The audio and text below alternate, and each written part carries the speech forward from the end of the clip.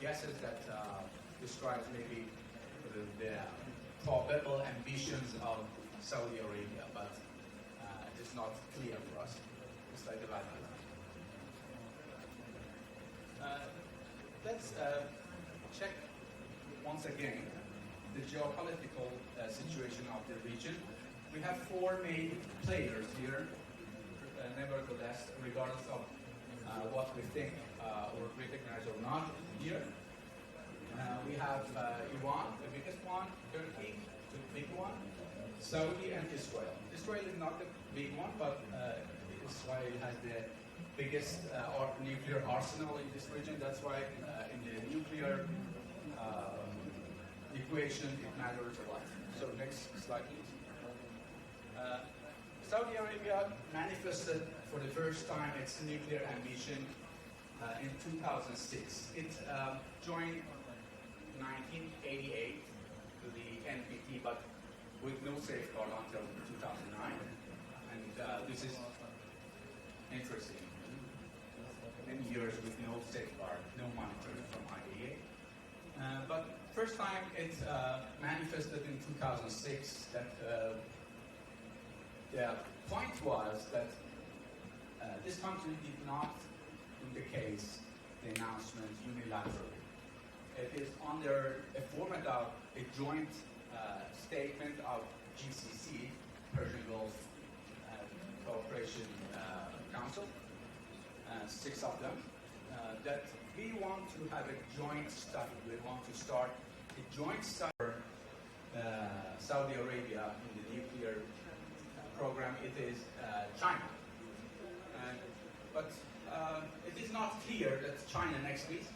Is China a real player or a balancer player only?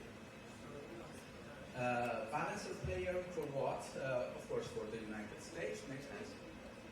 And then there are some rumors that there are hidden cooperations, hidden aspects of cooperation between these two countries, two important, powerful, rich countries that nobody can easily struggle against them.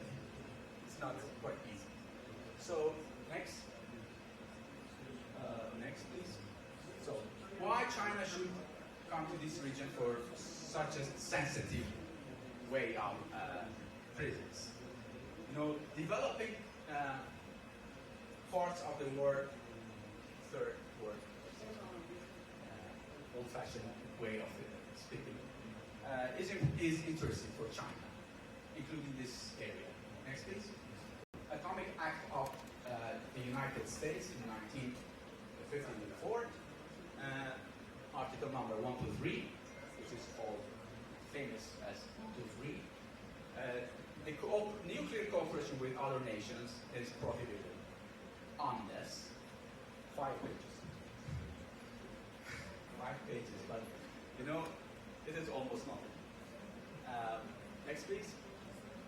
So the summary is that they made it something called, they are trying to conclude it to some sort of gold standard. Next, please. Gold standard is that, okay, and summarize it. 5 pages is that you cannot have nuclear enrichment on your own soil. So, because of the fact that from the P5+1's point of view during the JCPOA nuclear negotiations, also they don't have the opinion that enrichment on your own soil is the right of this, from their perspective, is your right as an NPT member state. Okay. So this is some sort of definition they follow, of course, even China and Russia. That is why during the JCPOA talks, it was very important for the other parties that mention strictly that for us also Saudi Arabian nuclear program is a dilemma. Why? Because we also have some pro arguments and negative arguments. I forgot to mention that.